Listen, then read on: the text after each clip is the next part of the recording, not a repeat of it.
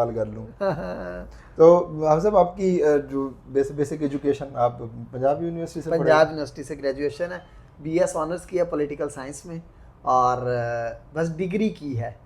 मैं कोई हमेशा एवरेज स्टूडेंट रहा हूँ, कोई पढ़ने वाला नहीं हूँ, और डिग्री मेरे पास ज़रूर है पॉलिटिकल साइंस पॉलिटिकल साइंस इसका बीएस मतलब ऑनर्स। पॉलिटिक्स में इंटरेस्ट भी होगा? नहीं, पॉलिटिक्स में इंटरेस्ट तो इतना नहीं है, और कहीं शायद एडमिशन नहीं हुआ तो पॉलिटिकल साइंस में हो गया, तो इसलिए डिग्री कर ली है। मतलब जो हमारी तकरीबन यूथ का यही हाल है, वही है कि बस जो चीज़ मिल जाए ना उसको पकड़ लो। उसको पकड़ लो। तो पॉलिटिक्स में इंटरेस्ट बिल्कुल भी नहीं है?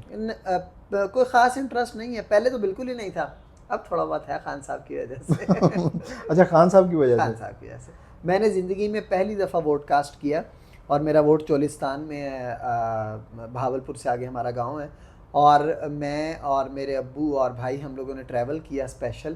पहली दफ़ा मैंने ट्रैवल किया है, मैं वोट डालने के लिए गया हूँ, और हमारे गांव में कोई प्रेजेंस नहीं है पीटीआई के, और इस दफ़ा तो वैसे ही हालात नहीं थे उनके, चूँकि तो कोई प्रेजेंस नहीं है। हमें पता था कि उधर वोट हम डालने जा रहे हैं, लेकिन स्पेशल एक वो था कि नहीं जाना है वोट डालने के लिए, तो वहाँ गए और खान साहब को वोट डाला। तो कौन जीता वहाँ से? वहाँ से तो दो पार्टीज़ हैं, एक तारिक बशीर चीमा साहब हैं, हमारे हल्के से मशहूर आदमी हैं, और एक चौधरी सऊद मजीद साहब हैं, नून लीग के बहुत अच्छे आदमी हैं चौधरी सऊद मजीद साहब।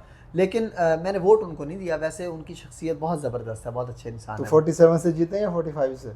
47 से जीते हैं तारिक बशीर चीमा साहब, 45 से चौधरी सऊद मजीद साहब जीत चुके थे। अच्छा, मतलब हाँ, वो बड़ी वाज़ेह है वहाँ ही पे। Is a genuine winner. जी जी, जनरल विनर नून लीग है वहाँ पे, और पीटीआई ने 33,000 वोट लिए। हमारा बहुत बैकवर्ड एरिया है, गांव है, और वहाँ पे 33,000 वोट लेना बहुत बड़ी बात थी।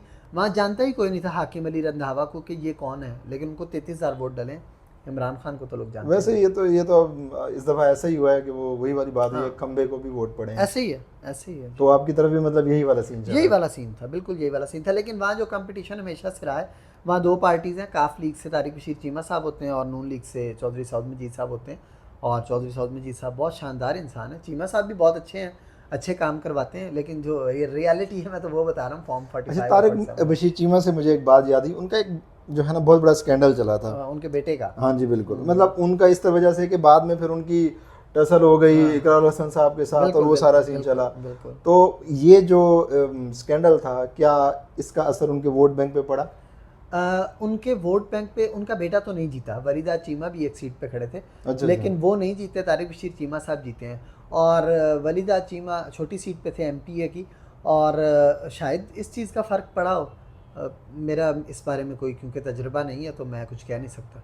मतलब वोटर्स में कोई इस तरह की कोई खास कोई नहीं था कोई कि यार ख़ास चीज़ वहाँ नज़र नहीं आई, मतलब उनका अच्छा वोट बैंक है बहरहाल वहाँ पे। ज़ाहिर है उनके वालिद साहब का वोट बैंक है, तो उनका वोट बैंक है। मतलब आबाई उनका चलता